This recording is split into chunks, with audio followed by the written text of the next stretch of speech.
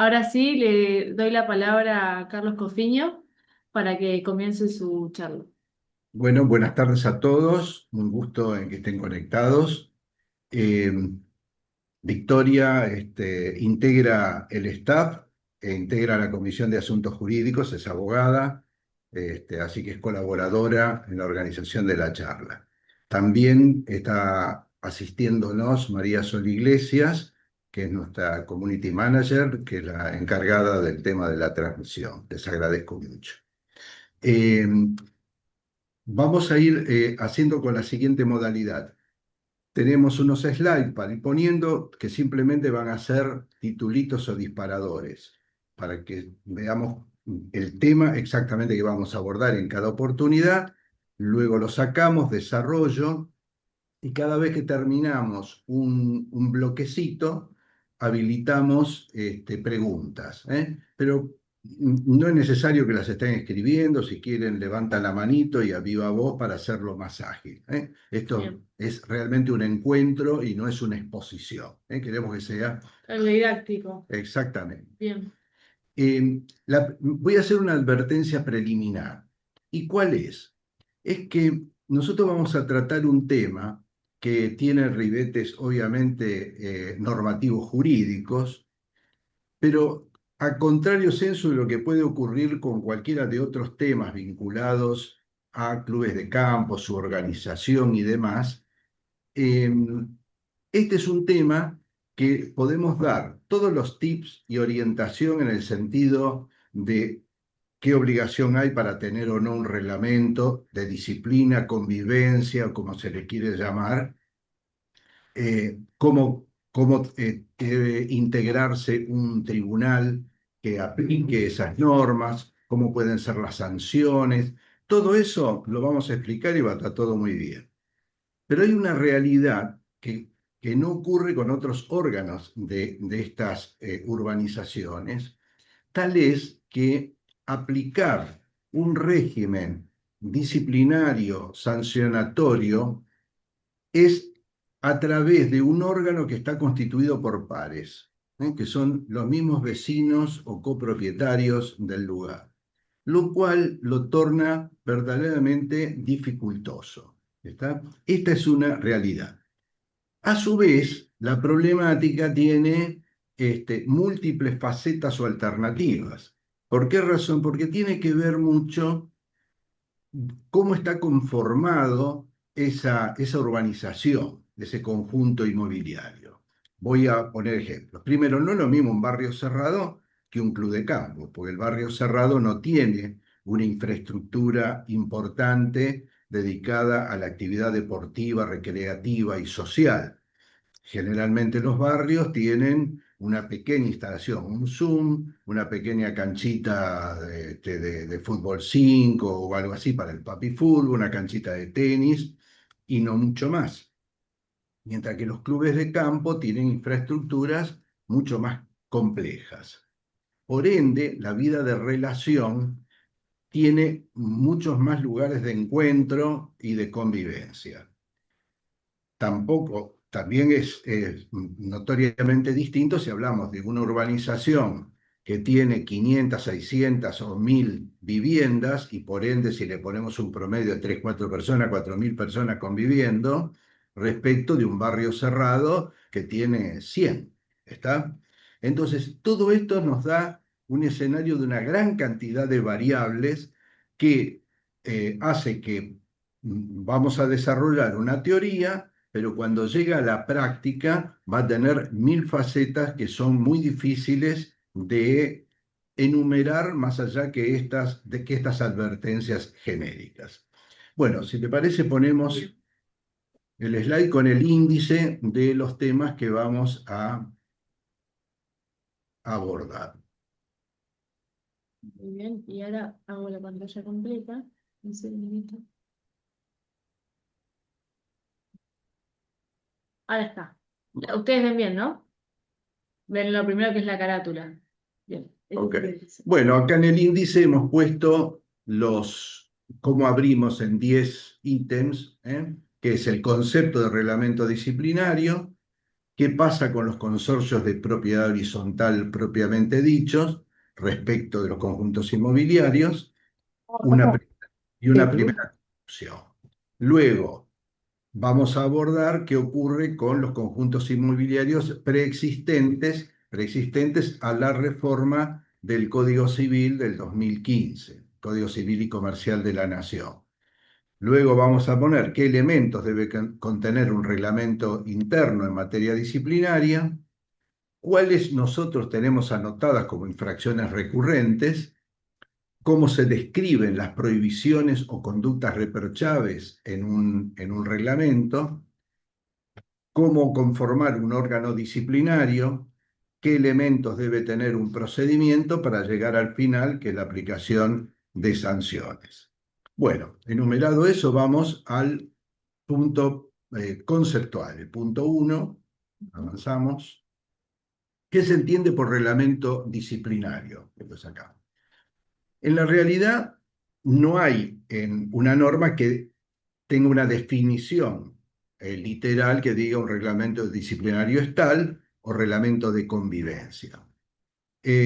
En la realidad, el artículo 2080 del Código Civil, cuando habla de limitaciones y restricciones reglamentarias dentro del capítulo de conjuntos inmobiliarios o urbanizaciones especiales, dice, de acuerdo a las normas administrativas aplicables, el reglamento de propiedad horizontal puede establecer limitaciones edilicias de otra índole y dice, como así también fijar reglas de convivencia. Y luego sigue, todo ello en miras al beneficio de la comunidad. Después agrega formalidades. Acá estamos hablando de eh, conjuntos que se están conformando a partir del Código Civil. ¿Está? Entonces dice, toda limitación o restricción establecida por el reglamento debe ser transcripta en las escrituras traslativas del derecho real de propiedad horizontal especial. Y ese reglamento es parte integrante de de los títulos de propiedad que se otorgan sobre las unidades funcionales que componen el conjunto inmobiliario y se presume conocido por todo propietario sin admitir prueba en contrario. Entonces nosotros tenemos que el Código Civil nuevo, como modificado, nos está diciendo que en estos conjuntos especiales tiene que haber reglas de convivencia, cómo deben publicitarles, se presumen conocidas.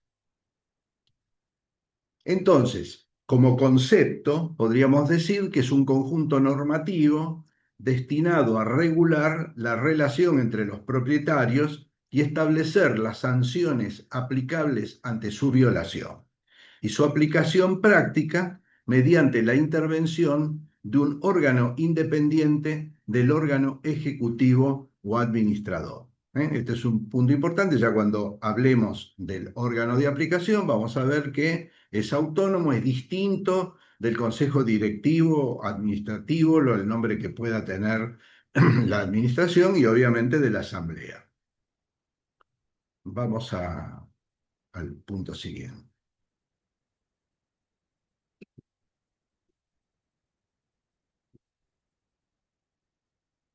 Entonces nos podemos preguntar, ¿puede un conjunto inmobiliario prescindir de contar con reglamento de disciplina o convivencia, como le querramos decir? Pues no. El artículo 2074 del Código Civil, cuando describe las características de estas urbanizaciones, dice, son elementos característicos de estas urbanizaciones lo siguiente. Entonces habla de cerramiento, partes comunes, bla, bla, y dice limitaciones y restricciones a los derechos particulares y régimen disciplinario. Obligación de contribuir, ta, ta, ta. Quiere decir que ahí están poniendo que es nota distintiva y por ende constitutiva de este tipo de conjuntos inmobiliarios, contar con un régimen disciplinario. Vamos al punto siguiente.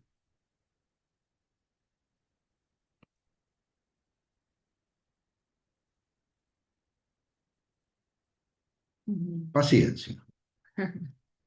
Ahí está. Bueno, Disposiciones el legales. 2086 habla de las sanciones. Dice, ante conductas graves, puede sacar, ante conductas graves o reiteradas de los titulares de las unidades funcionales violatorias del reglamento de propiedad horizontal, el consorcio de propietarios puede aplicar las sanciones previstas en ese instrumento. ¿Esto qué quiere decir? Que primero teníamos como notas características que debe existir y luego que debe haber un régimen sancionatorio al que están expuestos todos los integrantes de la unidad consorcial, este, a someterse a ese régimen ante la violación de las normas que se han autoimpuesto quienes organizaron el conjunto inmobiliario y que, como vimos antes, se presume conocido por todos los que adquieren en el lugar. Ahora, ¿qué diferencia hay? Vamos al punto, entre los conjuntos inmobiliarios y los consorcios de propiedad horizontal convencional. Para quienes no son abogados, vamos a explicar que cuando el Código Civil introduce esta sección, este título de la propiedad horizontal, la divide entre la propiedad horizontal, podríamos decir pura o convencional, la que podríamos decir la propiedad horizontal de los edificios, ¿está? Respecto de lo que va a hablar de propiedad horizontal especial. Ahí marca bien la diferencia. Cuando trata en el sector de propiedad horizontal especial, refiere o remite a algunas normas de la propiedad horizontal pura o propiamente dicha. Entonces, los consorcios de propiedad horizontal, en el artículo 2046, el código dice, en obligaciones, que el propietario está obligado a cumplir con las disposiciones del reglamento de propiedad horizontal y del reglamento interno si lo hay. Con lo cual nos está ya marcando que en los consorcios de propiedad horizontal propiamente dichos o los clásicos de un edificio es optativa. Primera situación, si lo hay. El 2047, a su vez, dice, está prohibido a los propietarios y ocupantes destinar las unidades funcionales a usos contrarios a la moral y la buena costumbre, perturbar la tranquilidad de los demás en cualquier manera que exceda la normal tolerancia, ejercer actividades que comprometan la seguridad, depositar cosas peligrosas. Eso es lo genérico, que va a todo. Esa es una prohibición. Quiere decir que si ese consorcio es propiamente dicho no tiene un reglamento que precise con mayor detalle qué considera, por ejemplo, perturbar la tranquilidad, cuál es la normal tolerancia, ¿tá? Deberemos ir a la norma genérica que establece el Código Civil. El 2069, a su vez, dice que en caso de violación por un propietario u ocupante de las prohibiciones establecidas en este código o en el reglamento de propiedad horizontal, en el caso que lo hubiera, y sin perjuicio de las demás acciones que corresponden, el consorcio o cualquier propietario afectado tiene acción para hacer cesar la infracción, la que debe sustanciarse por la vía procesal más breve de que dispone el ordenamiento local. Si el infractor es un ocupante no propietario, puede ser desalojado en caso de reiteración de infracciones. ¿Qué nos está marcando esto ya como un gran diferenciador entre consorcio de propiedad horizontal convencional del edificio y el de las urbanizaciones especiales, que no tiene un órgano de aplicación de sanciones, porque dice que hay que recurrir a la justicia, no hay un canal intermedio. Ahí el que quiere quejarse directamente tiene que ir a la justicia y, de acuerdo al ordenamiento local, buscar cuál es el régimen más abreviado y simple que tiene para poder tratarlo. Entonces vamos a la conclusión. La conclusión sería que solo los conjuntos inmobiliarios tienen la obligación de contar con un reglamento interno que estipule sanciones a través de un órgano especial. En cambio, para los consorcios de propiedad horizontal, la existencia de un reglamento disciplinario es optativa y los incumplimientos de convivencia deben resolverse siempre en la justicia. Bueno, ahí hemos hecho entonces la primer clarificación que ocurre en los que vivimos en un edificio respecto de los que lo hacemos en una urbanización conjunto inmobiliario. Ahora, antes del Código Civil y después de 1977, cuando se dictó el decreto reglamentario de uso del suelo en la provincia de Buenos Aires, el decreto ley 8912 del 77, no existían formas predeterminadas o imperativas por el ordenamiento legal que dijera qué forma jurídica debía tener un club de campo o un barrio cerrado.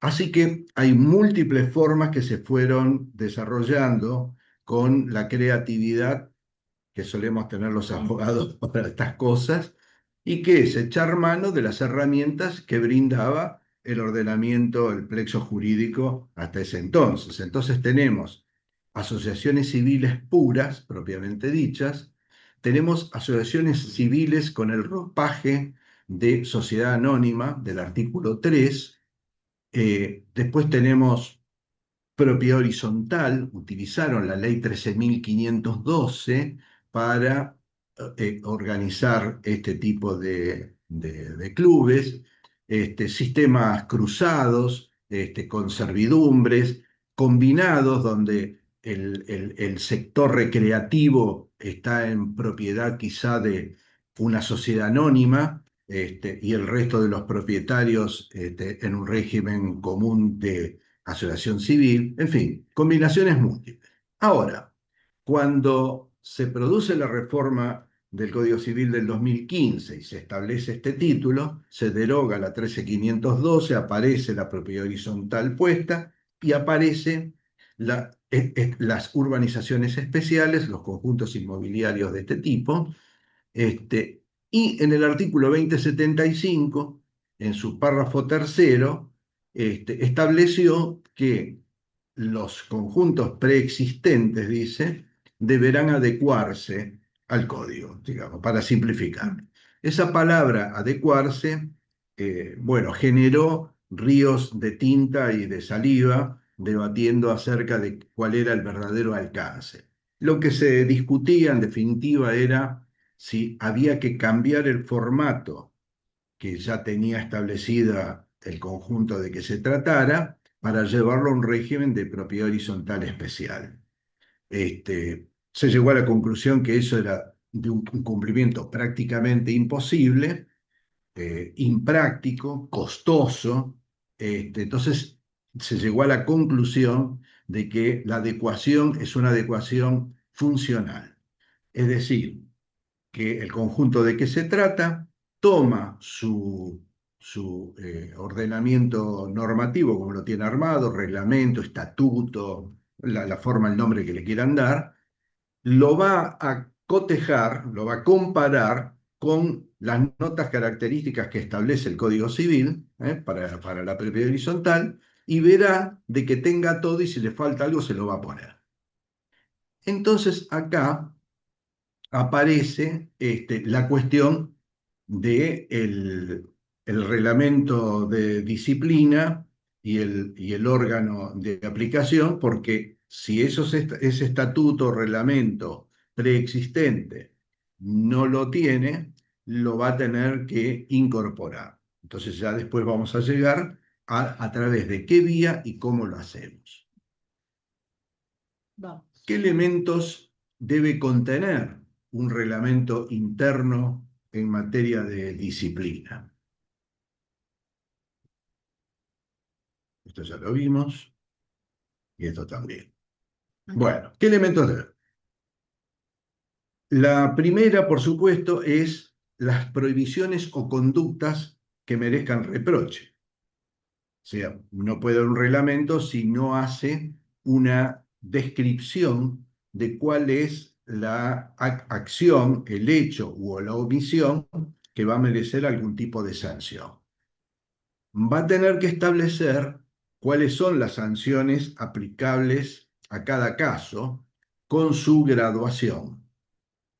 Va a tener que establecer el procedimiento que garantice el ejercicio del debido derecho de defensa al que resulte imputado o señalado como infractor. Y, obviamente, un órgano independiente que entienda en cada caso y aplique las sanciones correspondientes. Vamos a cómo deben ser las sanciones. Me lo atraso un Acá, poco. sí. Ahí está. Acá tenemos, vamos repasando, mirando, ¿no? Entonces, debe contener las prohibiciones o conductas que merezcan reproche, las sanciones aplicables a cada caso, el procedimiento que garantice el ejercicio del debido derecho de defensa, un órgano independiente que entienda en cada caso y aplique las sanciones, y cómo debe ser la escala de sanciones. Las escalas de sanciones deben ser graduales y proporcionales, poniendo importancia en la reincidencia. Quítalo, así ya seguimos. El, la gradualidad es importante porque tiene que ver, primero, cómo valora esa comunidad las conductas que entiende más o menos reprochables, que entiende como más o menos graves. Si bien hay un común denominador que uno razonablemente lo puede entender como aplicable a cualquier conducta social, hay otras comunidades que pueden tener algunas en particular que entienden poner el acento, qué sé yo, por ejemplo, el atuendo o vestimenta adecuada en determinados sectores, lugares o momentos, lo que fuere. Entonces van a describir y poner cuáles son las sanciones que corresponden. Eh, y es importante que tengan gradualidad, porque tiene que haber proporción, ¿está? Y también el tema de la reincidencia es muy importante. ¿Por qué? Porque nos encontramos con que todas las comunidades estas son un reflejo de la gran comunidad, no hay vuelta que darle, ¿no? Es llevado a chiquito, así que siempre está el tipo que parece que disfruta de Transgredir cometer la norma. infracciones, claro, el transgresor habitual, el difícil, el joven rebelde. Entonces, la reincidencia a veces es importante para ir aumentando la presión a ver si se llega a un punto de convicción suficiente. Vamos a infracciones recurrentes. Nosotros hicimos un listadito de 4 este, eh, elementos que para nosotros son los que hemos captado que son los más recurrentes. Uno son los ruidos molestos, otro es la tenencia irresponsable de animales, el exceso de velocidad y obras civiles en infracción. El tema de los ruidos molestos se da de múltiples formas, ya sea por la vida social, lo que pone música inspirados en el momento que les parece apropiado, la organización de fiestas o reuniones sociales, y después está el uso de elementos, ya sea para corte de pasto, para reparaciones o vehículos o motos y demás, que exceden los ruidos, ya sea porque generan un ruido en exceso o porque se los utiliza o se los produce en horarios que esa comunidad ha decidido de que debe preservarse debidamente el silencio. Para llevar adelante el control de los ruidos es muy importante establecer procedimientos de detección.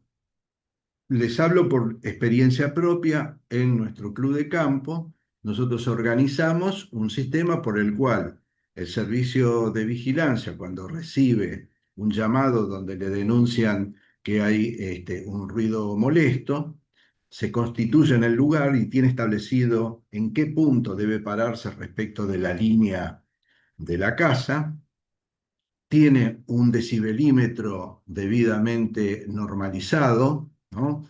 Para ello toma el registro, hacemos ínterin otro vigilador mientras va video grabando lo que se está haciendo y se lo convoca al propietario responsable mostrándole que está excediendo. Esto si hay un exceso, porque puede ser exceso, pero también estar fuera del horario. Dos cosas, ¿no? Una puede estar dentro del horario, pero excede la cantidad de decibelímetros, de decibeles que la comunidad resolvió que es el tope, que puede coincidir o no con la norma municipal del lugar o establece las propias del lugar. Imagínense que no es lo mismo un lugar que está en pleno campo, donde obviamente el silencio es un elemento sumamente valorado, ¿no? En estos lugares se valora el contacto con la naturaleza, la seguridad y el silencio es un valor realmente. Entonces, hay que establecer un procedimiento, un protocolo que garantice que la imputación está debidamente fundada, ¿está? Para que no se caiga en saco roto, porque no puede salir de una simple apreciación de un vecino decir el ruido es alto. Eso no sirve. Acá hay que probar técnicamente el tema. Ese objetivo. Claro, lo más objetivo posible y documentado. Otro punto que tocamos es el de tenencia irresponsable de animales. Esto se da, bueno, como decía, según sean los lugares, hay lugares donde hay gente que recibe, aloja a perros. Voy a poner el perro porque es el animal que más habitual en estos casos. Entonces los reciben en sus casas, le dan alimento, pero no lo adoptan como dueños y se hacen responsables de ellos.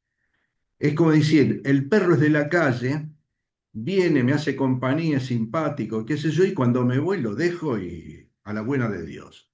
O si estando en la casa sale, muerde a alguien y demás, dice el perro no es mío. ¿Está? Eso suele ocurrir. Entonces hay que trabajar bastante preventivamente en la identificación de los animales y establecer en el reglamento que se considera animal propio aquel que es cobijado.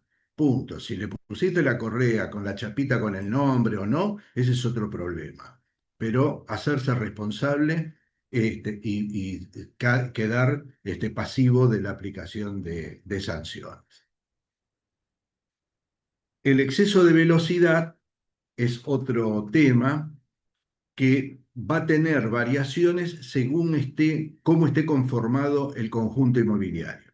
¿Por qué digo? Porque dentro de los preexistentes hay muchos clubes de campo cuyas calles se conservan aún dentro del dominio municipal. Si bien son de acceso restringido, tienen el cerramiento y todo, pero no han sido aún adquiridos e incorporados al patrimonio directo del conjunto y por ende tienen restricciones o limitaciones para poder tener un control, entre comillas, podría decir, policial de la velocidad. Eso no obsta que no puedan aplicarse o conectarse cámaras homologadas que controlen la velocidad, la registren y entonces a partir de ahí las sanciones que se apliquen no van a tener el carácter de la multa de tránsito convencional, sino una sanción de carácter disciplinario, que será económica porque usted circuló por la calle, acá está la foto, está registrado, la hora y demás, es su auto y usted circuló a 20 kilómetros más del tope permitido y punto. Entonces acá no se discute desde un punto de vista de la infracción clásica del municipal. ¿Está? En cambio, si nos encontramos con un sistema donde las vías de circulación integran totalmente el conjunto, las normas en cuanto al tope de velocidad que va a poner y demás, va a tener el mismo tratamiento y justamente no va a ser una infracción de tránsito como tal, sino va a ser una infracción de las que están contempladas en el régimen disciplinario respectivo. Después vamos a ver cómo hacer para cobrar, pero eso vamos a llegar al punto respectivo. Y nos queda obras civiles. Infracciones por obras civiles tiene que ver con, ya sea porque al construir una casa no se respetan los planos que fueron aprobados, o al hacer una refacción, una ampliación, se violan los topes establecidos, ya sea por distancias en los límites, en las alturas. Algunos clubes establecen estilos que deben respetarse, que, o sea, no dan libertad de edilicia, sino que ponen pautas que deben respetarse plenamente. Entonces, esa sería el conjunto que nosotros tenemos relevado, lo que no significa que no haya otros que en otras urbanizaciones aparezcan como habituales. Yo diría, si les parece, hacemos un alto aquí, escuchamos preguntas, Comentarios. comentarios, si ustedes gustan, y agotado eso, avanzamos en la segunda parte. Así es, alguna experiencia que hayan vivido, algún comentario que tengan reciente, algo que nos quieran decir, si se les ocurre. No tenemos. No tenemos. Bueno, cualquier cosa, si se llegan a acordar luego, lo escriben por el chat o levantan la mano. La idea es que sea didáctico y que, bueno, ustedes también puedan descomprimir las consultas que tengan o dudas. Bueno, entonces vamos a avanzar en cómo se describen las prohibiciones o conductas reprochables. O sea, en concreto, cómo vamos a elaborar el reglamento, propiamente dicho. Entonces, la forma de hacerlo va a ser como tipo penal, pero admitiéndose descripciones más genéricas. Para los que no son abogados, lo que se llama el tipo penal es una descripción precisa. Cuando el código dice, trata, por ejemplo, el homicidio, dice, será reprimido con sanción de 8 a 25 años el que matare a otro. Entonces, ahí hay una acción, dice el que matare a otro. Entonces, hay un uno, hay un otro, y la acción es matar. Es una descripción, es una figura. Entonces, cuando se produce un hecho susceptible en el campo penal de ser analizado para ver si puede ser castigado, se lo superpone con la norma a ver si encaja en el tipo. Y tiene que ser así, muy preciso, para evitar justamente que haya normas elásticas o en blanco que puedan llevar a un castigo cuando no es lo que pensó el legislador. Pero acá estamos en relaciones mucho más laxas, no estamos hablando justamente de delito, porque si se cometen delitos dentro de la urbanización, va a intervenir la justicia. Más allá de que la comunidad resuelva aplicarle una sanción, que después veremos, adicional, porque tiene que ver con la relación con la comunidad interna. Entonces, decimos que la descripción debe ser lo más precisa posible, pero con cierta laxitud para que sea más abarcativa. Es muy importante tratar de describir la mayor cantidad de situaciones que se imaginan posibles de ser sancionables. Puede haber un encabezamiento, una especie de primera descripción genérica, por ejemplo, hablamos de ruidos molestos, y luego se va desgranando en forma decreciente cuáles son las que se consideran más graves y otras menos, ¿tá? De manera tal de que al principio general que está expuesto o enunciado inicialmente, luego hay acciones más precisas para poder decir, bueno, este tipo de acción lleva tal tipo de sanción. Bueno, ahora nosotros tenemos que pensar que tenemos que tener un órgano disciplinario, que es el que debe aplicar esto, que siempre es lógico que sea un tribunal colegiado. La norma no dice nada respecto de cómo debe integrarse, si son 3 miembros, si son 5 o lo que fuere. Eh, la experiencia lo que nos dicta es que es conveniente que si no está integrado con algún profesional del derecho, por lo menos que tenga un asesor para que lo ayude en la interpretación de las normas y en la forma de expedir después las conclusiones y las sanciones, labrar el acta, etcétera, etcétera.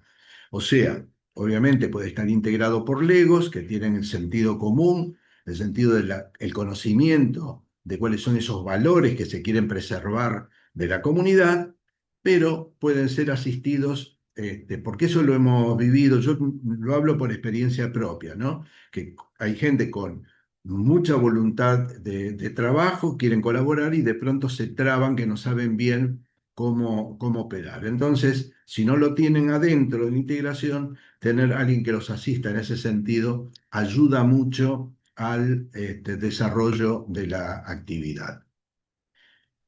Si el conjunto no tiene, el conjunto inmobiliario preexistente no tiene reglamento y no tiene, por ende, un tribunal, un órgano de aplicación, deberá conformarlo, ¿está? Para lo cual va a tener que hacerlo mediante asamblea extraordinaria, que es aplicando las mayorías previstas para la reforma del estatuto.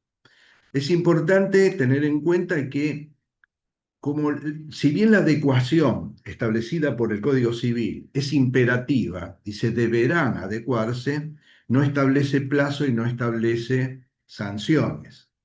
Pero es una manda, o sea, un conjunto inmobiliario a esta altura, a 10 años de la modificación del código, es razonable que encare su adecuación, su ayornamiento para que tenga integrado estos órganos que son realmente muy importantes.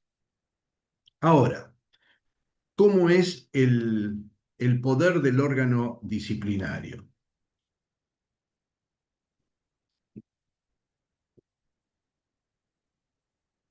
El poder del órgano disciplinario no es omnímodo y sus decisiones, sobre todo las importantes, las graves, deben ser revisables por la Asamblea y siempre lo serán por la justicia.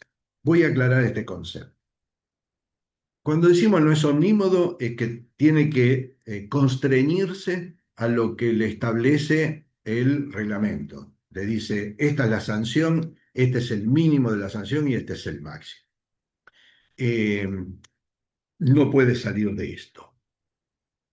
A su vez, tiene que garantizar, que no garantizar, tiene que poner el empeño para que la sanción aplicada esté debidamente instruida, o sea, el sumario debidamente instruido y la conclusión debidamente fundada y que le haya garantizado al infractor la debida defensa en juicio.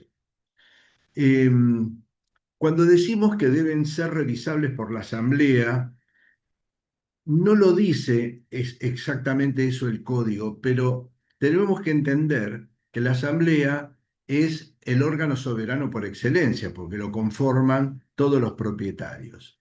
Entonces es sano que el reglamento contenga que una vez agotada la vía administrativa interna aplicada a la sanción, se le brinde al sancionado la posibilidad de apelar ante la asamblea, que puede ser, depende de cómo se redacte, puede ser la primera asamblea que se realice o alguna al efecto.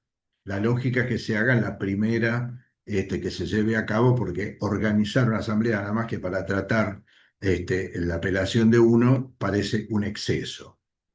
Eh, Siempre lo serán por la justicia, o sea, nadie está vedado de poder recurrir, una vez que ha sido sancionado, de poder presentarse a la justicia pidiendo una revisión de la sanción si considera que, habiendo sido sancionado, habiendo agotado la instancia de la Asamblea, porque deben darse, si lo consideran, los dos pasos, recién ahí podrá ser atendido por la justicia. Ahora, la justicia es restrictiva, tenemos escasísima jurisprudencia, más bien por analogía, lo sacamos por otro tipo de corporaciones, pero los conceptos son interesantes porque primero es restrictiva porque dice, la comunidad se organizó de una determinada manera, estableció, digamos, cuáles son esos valores o pautas que quiere preservar, entonces, no quiere la justicia ser utilizado como un elemento extraño, a menos que se acrediten qué cosas. Justamente que no se garantizó la defensa, o sea, que no le hayan dado posibilidad de argumentar y eventualmente presentar pruebas. Han descartado pruebas cuando aparecen como algo excesivo, pretendiendo que el procedimiento, en lugar de ser algo sumamente sumario, termina siendo un juicio ordinario que no es el objeto en este tipo de situaciones. Entonces dice, mire hermano, usted no puede venir acá pretendiendo hacer una cantidad de pericias técnicas y contables y qué sé yo para arribar a una conclusión que no viene al caso. Pero si el procedimiento no lo contemplaba o contemplándolo no se respetó su posibilidad de defensa, no se le transmitió concretamente qué es lo que se le imputaba para que pueda argumentar en contrario, etcétera, etcétera, ahí sí va a tener acogida. ¿Está? Bueno, vamos al procedimiento. Estamos bien de tiempo, ¿no? Sí. Si alguien quiere hacer un comentario, también bienvenido sea, ¿eh? Sí, sí, el que quiere interviene, levanta la mano y le damos, ¿eh? Acá vamos. Bueno, para el procedimiento es muy importante. El primer punto, ¿cómo se entera el Tribunal de Disciplina y Convivencia? Puede actuar de oficio porque tiene conocimiento directo de que se ha producido un hecho o toma razón por la denuncia, puede ser de un tercero o de que se considere afectado. Entonces dispara una especie de sumario de prevención, quizá parece excesivo, pero en definitiva es eso, hay que tratar de documentar claramente cómo ha sido el hecho, qué elementos probatorios tenemos, hay filmaciones, hay testigos, hay notas, en fin, lo que fuere, incorporarlo en ese pequeño legajito para que sirva de base. ¿Para qué? Para investigar y determinar la veracidad de los hechos y las pruebas. Una vez que se lo tiene, llamar al presunto infractor y decirle, mire, esto es más o menos como un proceso penal, ¿no? Primero se juntan los elementos, los llaman a la indagatoria y le dice, mire, te contamos todo esto, esto es lo que nosotros tenemos probado.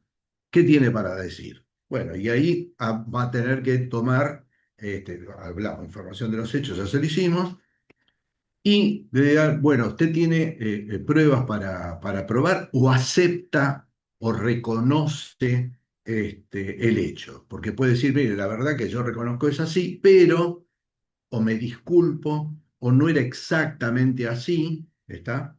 Entonces, según la entidad del hecho, los antecedentes de la persona y demás, se verá, cuando llegamos a sanciones, qué criterio se va a aplicar. Entonces ahí se va a resolver si se aplica o si se cierra. Y entonces es importante que se le abre un acta con una conclusión y cierre. La conclusión será porque aplica la sanción de tales condiciones o porque lo ha rechazado.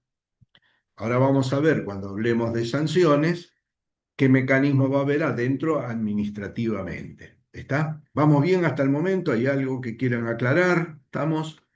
Yo veo una cara de un tal Carlos, que me parece Carlos Tomada, ¿es? Sí, un gusto, un honor que esté participando. Está muteado. Claro. Si querés, Carlos, destapá el micrófono que está tachado. Yo te mando, yo te hago la solicitud. Ahí está. Ahí te va a aparecer un cartelito para que puedas desmutearte. No, no, tal cual, no, Carlos Angió, de Charlas Ah, de la Alameda, Sociedad Anónima pero de parece Intermediarios. que Ah, habrán muy bien. confundido alguna vez con Tomada. Puede ser. Muy bien. Una Bueno, pregunta, sí, perdón. Este resumen y eh, va a estar disponible en la Federación. Sí, de hecho, esta charla va a estar subida a nuestro canal de YouTube, así que todas las veces que vos quieras mirarla, la vas a No, tener. pero aparte de mirarla para tener la información de los drafts que han hecho ustedes y eso, ¿hay sí, posibilidad de sí, el acceder? que te escribe se lo mandamos. No hay ningún inconveniente. Solicitalo por correo electrónico Bueno, y listo. muchísimas gracias. Lo Ah, sigo escuchando atentamente. bien. Bueno, entonces para el cierre de esto vamos a las sanciones. Las sanciones, Comparto. No sabemos por qué se nos va para atrás, pero ya llegamos. ahí está. Bueno, entonces las sanciones pueden ser de tipo moral o económicas, morales o económicas. Avanzamos. Las morales, que son de carácter disciplinario y que afectan la vinculación asociativa, pueden ser, en general, pueden ser otras, pero estas son las típicas. El apercibimiento, la suspensión y la expulsión. Si seguimos el esquema laboral, por ejemplo, antes del apercibimiento podría haber un llamado de atención, algo así. No importa. Lo importante es que las morales tienen que ver con restricciones al uso de las instalaciones, si se trata de suspensión y la expulsión, que es la más grave, y el apercibimiento que la comunidad puede establecer como mecanismo que cuando aplica sanciones las hace públicas. Entonces, eso también es una manera de sanción. Mire, ante tal hecho, le hemos aplicado esta sanción al señor Cofinio, ¿está? Por haber ido al restaurante sin la peluca. Bueno, listo. Entonces, El reproche social. es un reproche social, exactamente. La suspensión ya tiene otra gravedad y cuando hablamos de suspensión, ¿suspensión de qué? Suspensión a no poder hacer uso de las instalaciones sociales. Entonces le aplicarán, mira, por 30 días no puede ingresar, ¿está? Y según cómo sea, cómo esté organizado el conjunto y cómo lo prevé el tribunal, la suspensión puede afectar a todo el grupo familiar y no a la persona determinada. Eso lo pueden ver los que elaboran el reglamento, qué tan duro pueden ser con este tipo de cosas. ¿Está? Y la más grave de todas, que es la expulsión, casi aceleró Vicky, la expulsión, obviamente estamos hablando de expulsión del área recreativa, o sea, una suspensión permanente, o sea, tiene que ser de tal gravedad. Generalmente estas situaciones están de la mano de la comisión de delitos, ¿está? Donde la comunidad dice, por poner un ejemplo, si ha habido una conducta que ha afectado la moral de una persona, ¿verdad? Ha habido un abuso o una cosa por el estilo, para poner un ejemplo, es de tal entidad la gravedad del hecho que la comunidad puede decir, mire, usted no entra más acá, ¿está? Ahí sí puede ser distinto grupo familiar de la persona individual, porque si no se estaría castigando a todo el conjunto. Bueno, y por último, las más efectivas, que son las económicas, este, habíamos hablado anteriormente del tema, por ejemplo, del exceso de velocidad o los ruidos molestos. Bueno, la mejor forma de establecer las sanciones es con unidades de medida.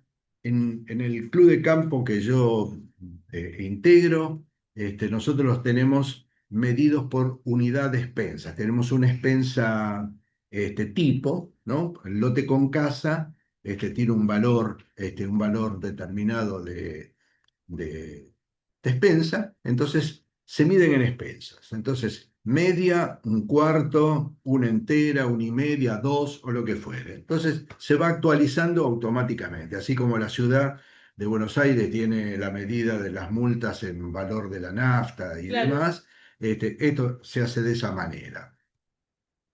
Ahora, y es importante que estén tasadas para evitar la discrecionalidad o la arbitrariedad o la queja. Sí, mira, si el exceso de velocidad la primera vez, advertencia, por ejemplo, ¿no? Una advertencia. Y hay que registrarlo eso.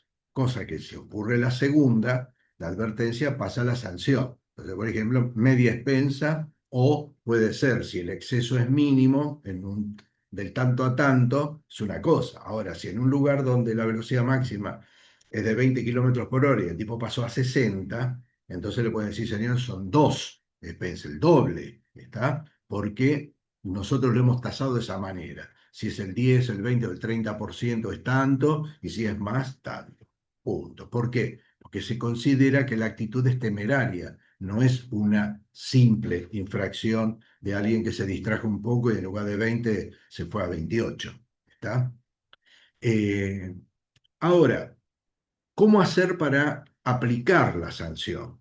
¿No? La aplicación de la sanción, hay conjuntos que están organizados ya como consorcio de propiedad horizontal, lo tienen muy automatizado y este tipo de infracciones que están verificadas y documentadas en forma automática, porque el sistema, la cámara, registra la infracción y emite el informe con la foto, el horario en que ocurrió, hasta la chapa, la unidad funcional, ya sea que es propietario o invitado.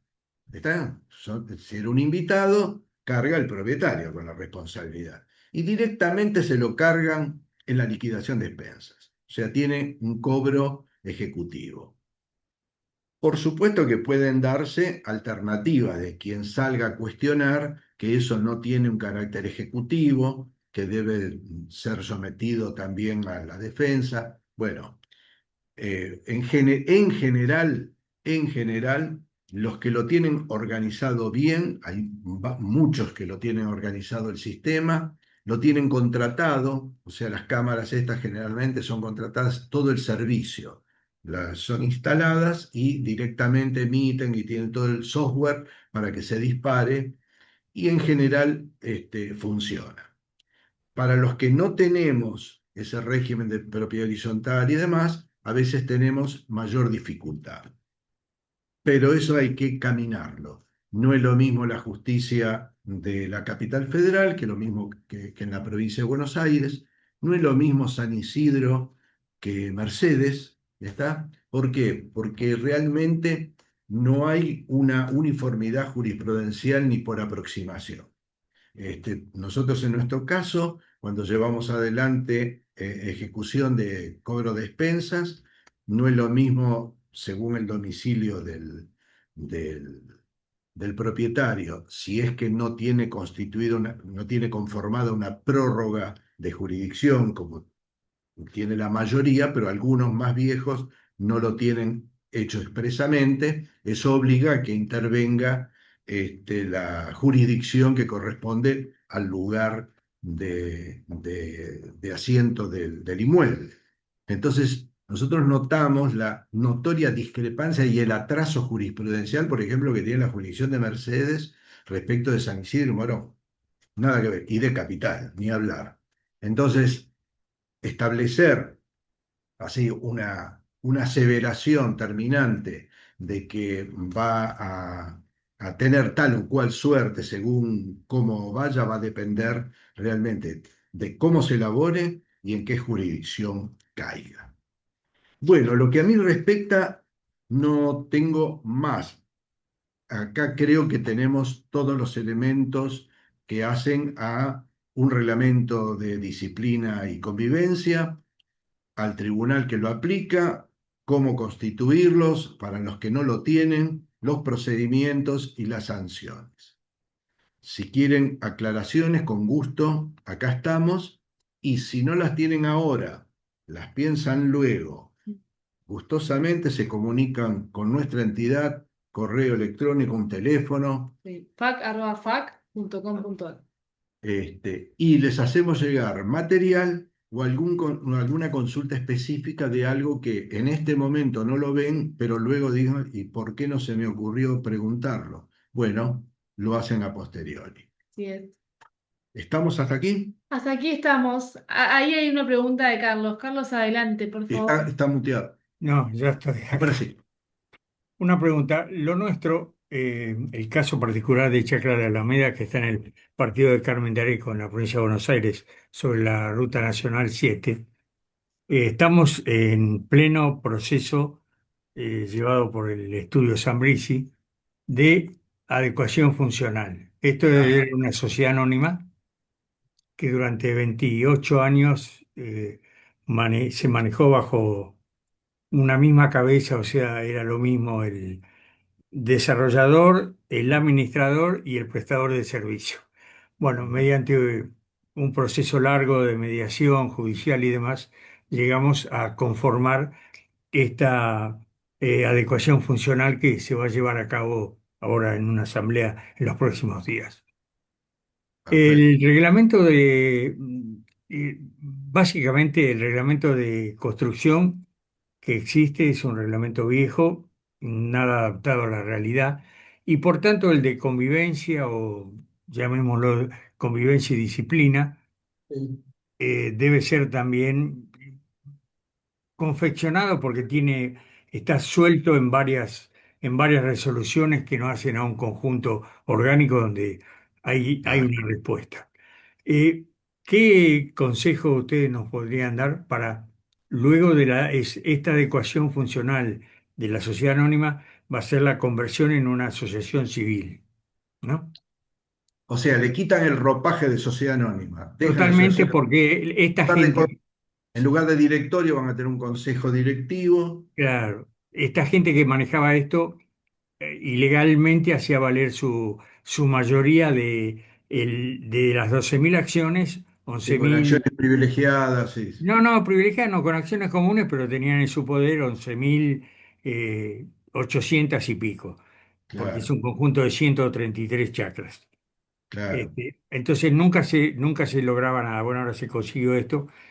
Eh, ¿Ustedes piensan que esto es más positivo confeccionar ese reglamento a partir de la asociación civil o que se debería Ahí, incluir en la asamblea de no, sí, conformación, sí, de transformación? sí, sí. Armar todo y aprobarlo en un solo acto, cosa de que el reglamento sea parte del nuevo estatuto social. Porque el estatuto social va a pasar de ser un estatuto de sociedad anónima a un Mm, estatuto de asociación civil, van a estar el mm. cambio de las denominaciones, etcétera, etcétera, pero hay que crear el órgano del tribunal y hay que tener armado ese reglamento que va a ser integrativo del estatuto, Bueno, aunque porque básicamente digamos, eh, los reglamentos necesarios serían el de construcción y el de disciplina y, y conducta, digamos. sí, sí, sí, sí, Serían claro, básicamente esos. claro, claro. Que, Y Claro. si quiere un consejo, es bueno si crean un pequeño cuerpo como oficina técnica, o sea, ¿quién va a aplicar el reglamento de edificación?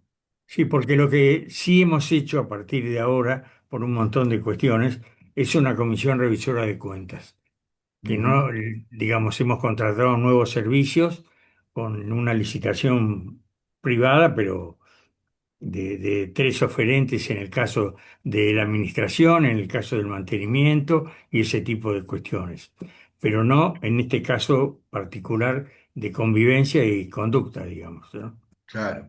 La comisión revisora de cuentas es otro de los órganos que tiene que tener necesariamente una asociación civil. Sí. Porque entonces usted va a tener el órgano administrativo, que va a ser el consejo directivo, la Mm. asamblea, que es el órgano soberano, ¿no? Decisorio, y el revisor de cuentas. Esos son los tres órganos de Sí, administración propiamente dicho, ¿verdad? Que van a interactuar cada uno en su nivel y en su rol. Y el Tribunal de Disciplina para poder aplicar el reglamento. Todo eso tenerlo establecido en el estatuto adecuado, ¿está? Y poner como un suplemento, pero integrativo del estatuto, el reglamento de disciplina y convivencia. Y sí. el consejo práctico, que la norma del reglamento de edificación, que ustedes tengan una oficina técnica Sí, conformada con algún, hemos armado algo externo, digamos, con un ujú, arquitecto, al que, bueno, que no es precisamente, es un ex habitante nuestro que tuvo que mudarse, pero conserva y conoce perfectamente bien y es el que, juntamente con, hasta ahora con el presidente de la SA, firmaba digamos, todos los antecedentes de una obra nueva, ¿no? O, ujú, o una modificación. sí, sí. ¿Y tienen establecido un mecanismo con el municipio para la aprobación de los planos o algo No, así? absolutamente. Porque eso Absolutamente. sería bueno, quizás que se conecten con, no sé qué tan buena es la relación con el municipio, pero es muy saludable estar en contacto con el área de obras, porque Sí. a ustedes le van a presentar un plano que lo van a avisar, pero el plano Mm, debe tener aprobación municipal, o sea, debe sí. estar primero cumpliendo las normas municipales y después las específicas o más restrictivas que establezcan ustedes. Internas.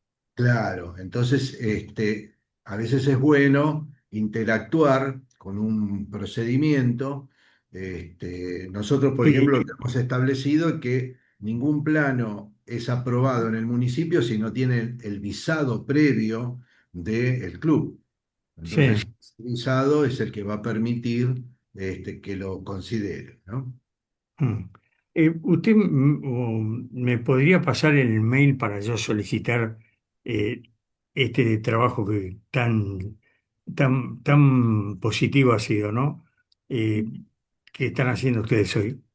Sí, el correo de institucional de la federación es fac, tal como se escribe, FACC, Sí, sí, sí. fac.com.ar. Es sencillo. Bueno, perfecto. Yo les agradezco mucho Por toda favor, a usted, la gestión y me ha sido recontra útil. Bueno, buenísimo. Ese era el qué, objetivo. qué alegría. Bueno, Muchas ¿alguien tiene gracias. alguna consulta más, alguna pregunta, un comentario que nos quieran hacer? Bueno. Bien. Un gusto, buenas tardes. Buenas Hasta tardes y muchas Gracias gracias. por participar luego. nuevamente. Nos Hasta luego. esperamos para la próxima charla. Hasta luego. Un Hasta gusto, buenas luego. tardes.